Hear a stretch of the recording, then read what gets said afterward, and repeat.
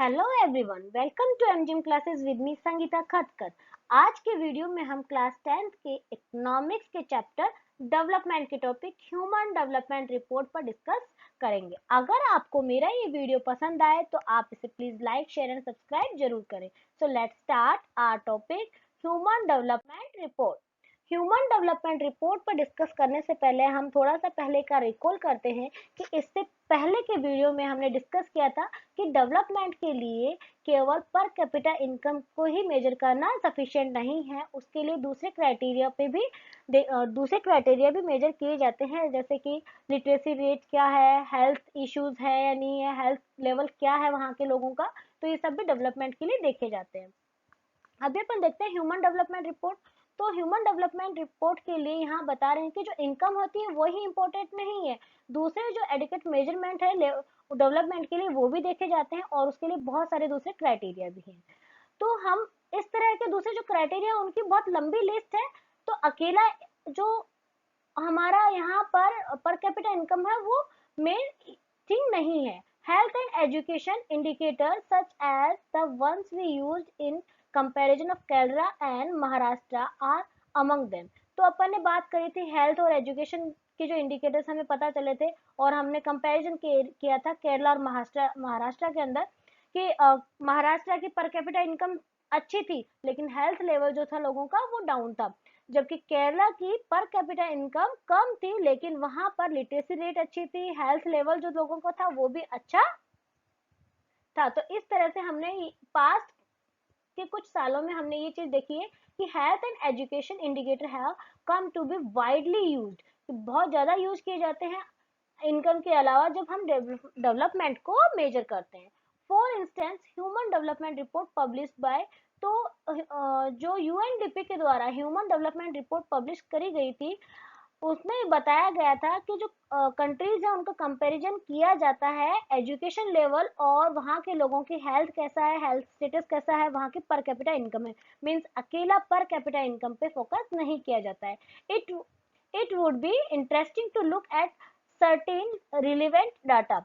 अब उसके बाद में हमें कुछ ताजा डाटा बताए हैं जो कि ह्यूमन डेवलपमेंट रिपोर्ट 2014 के अकॉर्डिंग है।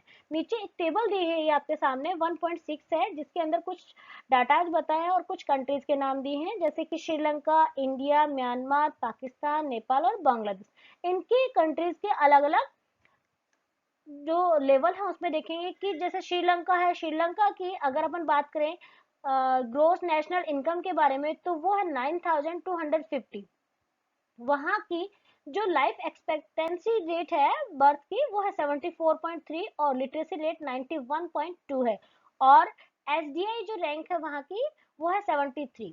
अब बात करें अगर इंडिया, तो श्रीलंका इंडिया से कहीं आगे है। इंडिया की ओनली जो इनकम की बात करें तो वो है 5150 है और लिटरेसी रेट भी बहुत कम है इंडिया की। तो इस तरह से हमने ऊपर ये देखा कि श्रीलंका इंडिया से बहुत छोटा है, हमारा जो नेबरिंग कंट्री है साइज में बहुत छोटा है और लेकिन दूसरी चीजों में भारत से बहुत आगे निकल गया है और भी दूसरी कंट्रीज है उनसे भी। टेबल 1.6 है वो हमें यही सब चीजें शो करती है that the Nepal has less than half the per capita income of India, कि नेपाल की पर कैपिटा इनकम जो है वो इंडिया से आधी से भी कम है मे बी। ठीक है, yet it is not for behind India in life expectancy, लेकिन वहां का लिटरेसी लेवल देखे और लाइफ एक्सपेक्टेंसी देखे तो वो इंडिया से बेटर है, मच बेटर है। यहाँ आपके सामने नेपाल शो कर रहा है जहाँ की लाइफ एक्सपेक्टेंसी है 68.4 जबकि इंडिया की 66.4 ही है। अगर अपन बात करें लिटरेसी की तो लिटरेसी में भी इंडिया 62.8 है और नेपाल में 57.4 है। मीन्स बहुत छोटा होने के बावजूद भी इंडिया से अच्छे लेवल पे है।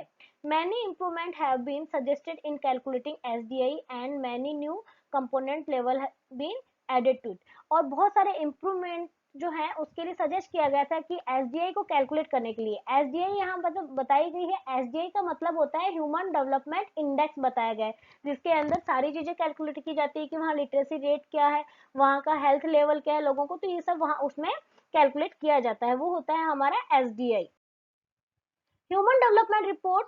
But by prefixing human development it has made it very clear that what is important in development is what is happening to citizens of a country, कि एक डेवलपमेंट के लिए क्या चीज इंपॉर्टेंट है और वहाँ के जो सिटीजन है उनका किस लेवल पे हम कंपैरिजन कर रहे हैं उनके डेवलपमेंट को लेकर।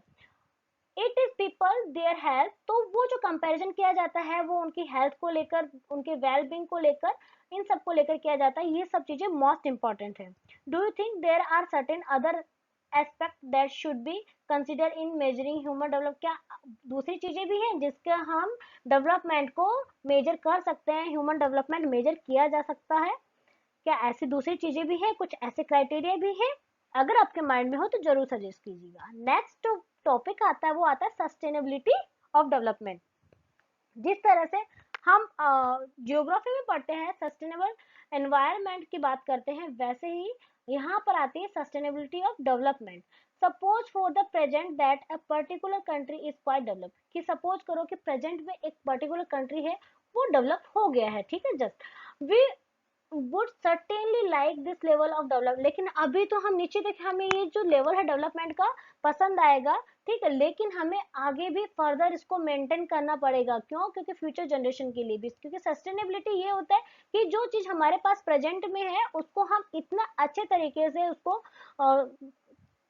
प्रिजर्व करके रखे, कंजर्व करके रखे, ताकि इन फ्यूचर जनरेशन भी वो यूज आ सके। दिस इज ऑब्वियस डिजायरेबल, और ये सभी लोग चाहेंगे। However, since the second half of the 20th century, a number of scientists have been warning that the present type and level of development are not sustainable. लेकिन हमारे जो scientist हैं 20th century के, उन्होंने वार्निंग दी थी कि जो present type के अंदर डेवलपमेंट जो चल रहा है, ये डेवलपमेंट का जो लेवल है ये सस्टेनेबल नहीं है, मीन्स फ्यूचर जनरेशन जो है उनके लिए बेनिफिशियल नहीं है। आने वाली जनरेशन को इससे बहुत सारी प्रॉब्लम्स होने वाली। अभी यहाँ पर फिर आगे बता रहे हैं, जैसे एग्जांपल दिया है इन्होंने ग्राउंड वाटर जो है इंडिया के अंदर उसका बताया है कि रिसेंट एविडेंस जो है वो सजेस्ट करते हैं कि जो ग्राउंड वाटर है वो सीरियस थ्रेट है हमारे लिए। क्यों क्यों है थ्रेट? क्योंकि ओवर यूज हो रहा है बहुत सारे कंट्री के जो पार्ट है उनमें। About 300 district have reported a water level decline over 4 metres during the past 20 year, कि पास्ट 20 ईयर में पिछले 20 सालों में जो वाटर का लेवल है वो नीचे गिरता जा रहा है, 4 मीटर तक नीचे चला गया है। Nearly 1/3 of country is over using their ground water reserve, और जो 1/3 कंट्री है वो ओवर यूज करती है ग्राउंड वाटर्स का जो कि रिजर्व है उसका। अनदर 25 ईयर के अंदर बात करें कि 60% of the country would be doing the same of the present way of using this resource continues. और जो आगे बता रहे हैं कि इस तरह से अगर इस तरह से चलता रहा, अगर ये रिसोर्सेज का कंटिन्यू यूज इस तरह से चलता रहा, तो ग्राउंड वाटर का ओवर यूज होने की वजह से एक टाइम ऐसा आएगा कि हमारी जो आने वाली जनरेशन है वो बिल्कुल ही इसका यूज नहीं कर पाएंगे और हमें इसके एक एक बूंद बूंद को सहेजना पड़ेगा। तो ऐसा क्यों हो रहा है, हम सोच समझ के यूज क्यों नहीं कर रहे हैं, बहुत सारी प्रॉब्लम्स आती है। तो ये जो ग्राउंड वाटर की बात की जा रही है यही सस्टेनेबल डेवलपमेंट के अंदर आता है कि हम एट प्रेजेंट इसका यूज कर रहे हैं, बट क्या फ्यूचर जनरेशन इसका यूज कर पाएगी? क्या ऐसा टाइम आएगा? जैसे कि अभी हम बात कर रहे हैं वो एक रिसोर्स नहीं है, लेकिन जैसे डायनासोर की बात कर रहे हैं, अभी एट प्रेजेंट में भी किसी ने भी डायनासोर को नहीं देखा, लेकिन हमने सबने सुना है कि किसी टाइम में डायनासोर होते थे, लेकिन समय के साथ साथ वो बिल्कुल खत्म हो गए। वैसे ही अब बहुत सारे रिसोर्सेज ऐसे हैं एट प्रेजेंट हम सब ने उसको देखा, लेकिन हो सकता है आने वाली फ्यूचर जनरेशन उनको नहीं देख पाए, इसीलिए हमें इन सब रिसोर्सेज का यूज सोच समझ के करना चाहिए। Ground water is an example of renewable resources, ground water जो है वो एग्जाम्पल है रिन्यूएबल रिसोर्सेज का। रिन्यू हो सकता है लेकिन उसको टाइम लगता है। These resources are replenished by nature, ये रिसोर्सेज जो है ये नेचर के द्वारा रिप्लेनिश किए जाते हैं, ठीक है। जब हम क्रॉप्स में पानी डालते हैं, प्लांट्स में डालते हैं, तो वो वापस सॉइल में जाता है और वहां से नीचे अंडरग्राउंड हो जाता है। हाउएवर दीज रिसोर्सेज में बी ओवर यूज, तो इन रिसोर्सेज का ओवर यूज कैसे हो रहा है? एग्जाम्पल के लिए बताया है ग्राउंड वाटर में कि if we use more than what is being replenished by rain, कि हम अगर रेन के द्वारा जो किया जाता है हम उसका ओवर यूज करेंगे तो ये रिसोर्सेज बिल्कुल खत्म ही हो जाएंगे। कुछ रिसोर्सेज जो हैं, चलो वाटर तो मानते हैं कि रिन्यूएबल रिसोर्स, कुछ रिसोर्सेज तो ऐसे हैं जो नॉन रिन्यूएबल रिसोर्सेज हैं, जो एक बार अगर खत्म हो गए तो उनका यूज बाद में नहीं हो पाता है। We have a fix stock on earth, और उन रिसोर्सेज का स्टॉक भी हमारे अर्थ पे फिक्स है, दोबारा वो रिप्लेनिश नहीं हो सकते हैं, दोबारा हमारे सामने वो नहीं आ सकते हैं। We do discover new resources that we did not know the earlier. हम ऐसे बहुत सारे रिसोर्सेज के बारे में बात कर रहे थे जिनके बारे में हमें नहीं पता, लेकिन पहले वो रिसोर्सेज थे।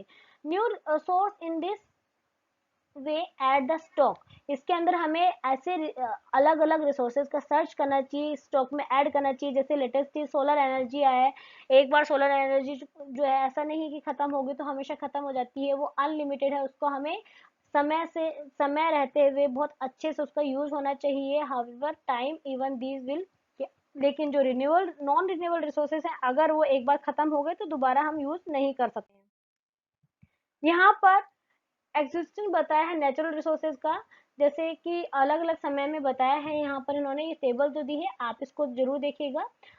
इस टेबल में बताया है कि ये जो एस्टिमेट रिजर्व बताया है क्रूड ऑयल का, कॉलम 1 के अंदर बताया है क्रूड ऑयल का।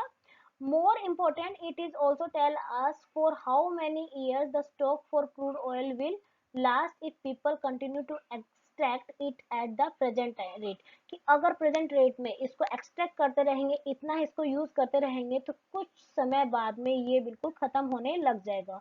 The reserve would last only 53 year मोर, और जो रिजर्व है वो 53 ईयर्स के लिए ही है, लेकिन अगर हम लिमिट से ज्यादा यूज करेंगे तो 53 ईयर तक तो यूज ही नहीं आएगा, उससे पहले वो खत्म हो जाएगा। This is for the world as a whole, और ये पूरे वर्ल्ड के अंदर टोटल है, ऐसा नहीं किसी एक कंट्री के लेवल में बात कर रहे हैं। However, different countries face different situation, इस तरह से अलग अलग देश जो है अलग अलग सिचुएशन को फेस करते हैं। Countries like India depend on importing oil from abroad because अब जो देश है जैसे कि इंडिया है, तो वो डिपेंड है पूरी तरह से इम्पोर्ट पे डिपेंड करता है अब्रोड से, because they do not have enough stock of their own, क्योंकि इंडिया के पास में खुद का ऑयल रिफाइनरीज नहीं है इतनी इनफ कि वो उनका यूज करे, इसलिए अपनी नीड्स को फुलफिल करने के लिए उनको इम्पोर्ट करना पड़ता है। If prices of oil increase, this becomes a burden for everyone, तो अगर ऑयल की प्राइसेस बढ़ती हैं तो इसका मतलब सभी पे इसका बर्डन आता है। There are countries like USA which have low reserve and hence want to secure oil through military और इकोनॉमिक पावर। तो बात कर रहे हैं यूएसए की कि उसके पास में भी रिजर्व रिसोर्सेज नहीं है, बहुत लो है, लेकिन वो चाहता है कि वो सिक्योर कर ले ऑयल को मिलिट्री और इकोनॉमिक पावर के थ्रू। तो यहाँ पर क्वेश्चन जो है सस्टेनेबिलिटी डेवलपमेंट का वो आता है कि किस तरह से हमें अपने रिसोर्सेज को प्रिजर्व यहाँ पर किस तरह से हमें उनको रिजर्व करना चाहिए अपनी कंट्री के लिए, किस तरह से सोच समझ के यूज करना चाहिए, ये सारी चीजें हमें यहाँ पर बताइए। Sustainability of development is comparatively new area है नॉलेज के लिए, जिसके अंदर साइंटिस्ट, इकोनॉमिस्ट, फिलोसफर और जो अदर सोशल साइंटिस्ट है वो सब मिलकर काम कर रहे हैं। इन जनरल अगर अपन बात करें तो जो क्वेश्चन है डेवलपमेंट और प्रोग्रेस को लेकर, तो वो पैरेलल है, साथ साथ चलने वाले हैं। साथ साथ कैसे चलने वाले कि अगर डेवलपमेंट होगा तो दूसरी चीजों में भी प्रोग्रेस होगी, लोगों का हेल्थ भी अच्छा होगा, एजुकेशन भी अच्छा होगा। At all time, as a member of society and an individual, we need to ask where we want to go. और अगर अपन बात करें सभी एनी टाइम सोसाइटी के अंदर या पर्टिकुलर इंडिविजुअल से पूछे कि where we want to go, हमें कहाँ जाना चाहिए, हाँ we wish to become and what are goals are, कि हमें किस चीज के बारे में अपने गोल सेट करने चाहिए। So the debate on development continue, तो इस तरह डेवलपमेंट को लेकर हमारी डिबेट कंटिन्यू रहती है कि हाँ एक कंट्री है वो कैसी होना चाहिए, कौन से फैक्टर्स जो कौन से जो क्राइटेरिया है उनमें अच्छा डेवलपमेंट होना चाहिए, ज्यादा हमें फोकस करने की जरूरत है। तो इस तरह से डेवलपमेंट को लेकर सभी पर्सन्स के अलग अलग आइडियाज हैं, अलग अलग व्यूज हैं, और इन चीजों को लेकर कॉन्फ्लिक्ट कंटिन्यू होती रहती है। तो आई होप कि आपको ये टॉपिक समझ आया होगा। अगर आपको वीडियो पसंद आए तो आप इसे लाइक, शेयर एंड सब्सक्राइब जरूर करें। Thanks for watching.